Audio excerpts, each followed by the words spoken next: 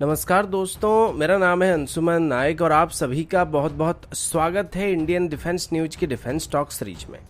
जहां पर हम रोज नए नए डिफेंस अपडेट्स के बारे में बात करते हैं। तो चलिए देर न करते हुए आज की वीडियो शुरू करते हैं।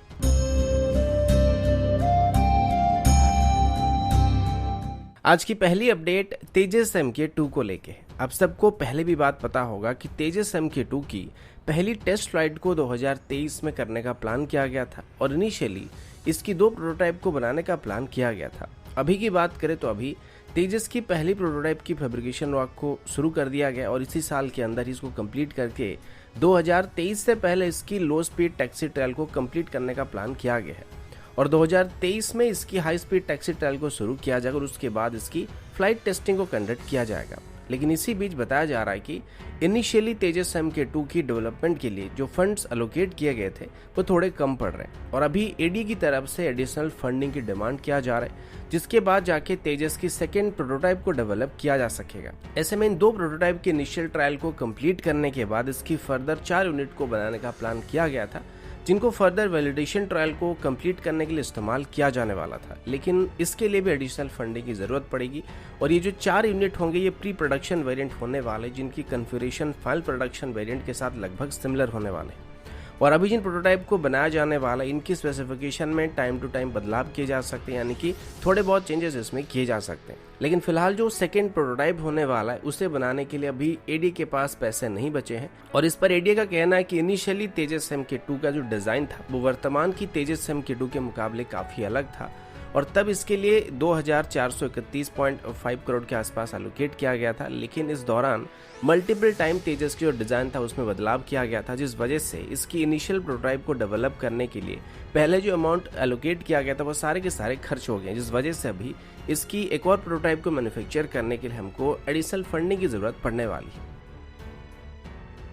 अगला अपडेट वियतनाम को लेके। अभी रिसेंटली हमारे डिफेंस मिनिस्टर राजनाथ सिंह 3 दिन की वियतनाम की गश्त पर गए हुए हैं और उनकी इस विजिट के दौरान भारत और वियतनाम के बीच एक लॉजिस्टिक एग्रीमेंट को साइन करने के साथ साथ भारत की तरफ से वियतनाम को 12 हाई स्पीड पेट्रोल बोट को भी डिलीवर किया गया है। इसी बीच ये भी सुनने को मिला था कि वियतनाम की तरफ से भी भारत से आकाश NG मिसाइल को भी हासिल करने की कोशिश किया जा रहा है और उस दिन भी मैंने आप सबको बताया था कि आकाश NG के अलावा भारत चाहे तो अभी अपनी अस्त्र मिसाइल को भी वियतनाम को एक्सपोर्ट करने की कोशिश कर सकता है, क्योंकि वर्तमान इस सेगमेंट में अस्त्र मिसाइल रशियन ओरिजिन मिसाइल के मुकाबले काफी बेहतर है और इसी वजह से भारत की तरफ से अभी अपनी सुखोई फाइटर जेट्स में R-77 के बदले अस्त्र मिसाइल को इंटीग्रेट करना शुरू कर दिया गया और इनिशियली 250 यूनिट को ऑर्डर करने के बाद अभी 400 से ज्यादा अस्त्र मिसाइल को इंडियन एयरफोर्स में शामिल करने का फैसला किया गया है। अब वियतनाम की बात करें तो वो भी रशियन ओरिजिन Su-30 या Su-30 MK2 फ्लीट को ऑपरेट करते हैं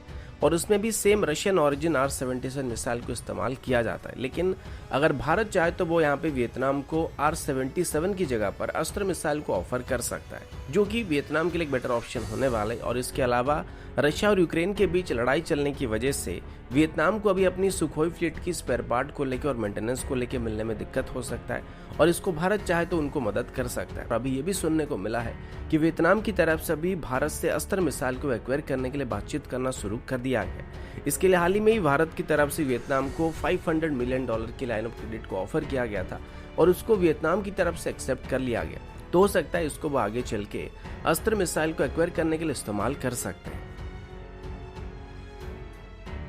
अगला अपडेट ड्रोन्स को लेके। अभी रिसेंटली इंडियन आर्मी में बड़ी मात्रा में ड्रोन्स को इंडक्ट करने की कोशिश की जा रही है और धीरे धीरे आर्मी और एयरफोर्स की ड्रोन की फ्लीट बढ़ती जा रही है और बढ़ते हुए ड्रोन्स के साथ साथ अभी आर्मी को और एयरफोर्स को इसे ऑपरेट करने के लिए ऑपरेटर या ड्रोन पायलट की जरूरत पड़ रही है। इस वजह से इंडियन आर्मी की तरफ से अभी बड़ी मात्रा में रिमोटली पायलटेड एयरक्राफ्ट सिस्टम के लिए ऑफिसर्स को इंडक्ट करने का फैसला किया जा रहा है, जो कि स्पेशली ड्रोन्स को ऑपरेट करने वाले हैं। इसके लिए अभी आर्मी एविएशन विंग की तरफ से अपनी फोर्स को एक्सपेंड करने के साथ साथ वॉलंटियर बेसिस पर ऑफिसर्स को इस प्रोग्राम में ज्वाइन करने का ऑफर दिया जा रहा है और इसमें ज्वाइन करने वाले ऑफिसर्स को इनिशियली बेसिक ट्रेनिंग दिया जाएगा, जिसमें वो इनको अलग अलग कैटेगरी की रिमोटली पायलटेड एयरक्राफ्ट को ऑपरेट करने की ट्रेनिंग देंगे और फिर उसके बाद उनको आर्मी एविएशन विंग के अंदर ड्रोन ऑपरेटर या ड्रोन पायलट के तौर पर पोस्टिंग दी जाएगी। अभी आर्मी एविएशन विंग की तरफ से अपनी रिमोटली पायलटेड एयरक्राफ्ट फ्लीट को एक्सपेंड करने का भी फैसला किया जा रहा है, जिसमें आने वाले दिनों में काफी बड़ी मात्रा में हमें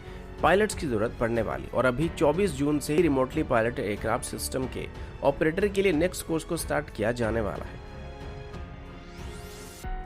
अगला अपडेट चाइनीज नेवी की तरफ से, और अभी चाइना की तरफ से बहुत ही जल्द अपनी थर्ड एयरक्राफ्ट कैरियर को लॉन्च किया जाने वाला है। अब ये एयरक्राफ्ट कैरियर चाइनीज नेवी में शामिल होने के बाद ये चाइना को काफी हद तक नेवल डोमिनेंस को बनाए रखने में मदद करने वाला है, क्योंकि ये चाइना का पहला सुपर कैरियर होने वाला है जिसकी डिस्प्लेसमेंट लगभग 1 लाख टन के आसपास होने वाली है। अभी चाइना अपनी सुपर कैरियर को लॉन्च करने से बस कुछ ही दिन के फासले पर मौजूद है और इसके बाद इनको कंप्लीट करने में चाइना को कम से कम 2 से 3 साल का टाइम लग सकता है, जो कि 2025 तक इसको चाइना अपनी नेवी में शामिल कर सकता है। वर्तमान चाइना के पास 2 कैरियर मौजूद है, जिनमें से एक का नाम लियाओनिंग और दूसरे का नाम सांगडोंग है। अब देखा जाए तो चाइना के दोनों ही एयरक्राफ्ट कैरियर कवाड टाइप के हैं, यानी कि इनमें ज्यादा कुछ दमखम नहीं है और ये ज्यादातर लॉन्ग डिस्टेंस को ट्रेवल नहीं कर सकते हैं, जिस वजह से चाइना कभी भी इनको साउथ चाइना सी रीजन से बाहर लेके नहीं जाता है। लेकिन अभी जो टाइप 003 क्लास की एयरक्राफ्ट कैरियर को चाइना बना रहा है, ये चाइना की बाकी 2 कैरियर्स के मुकाबले काफी एडवांस होने वाला है और इसमें चाइना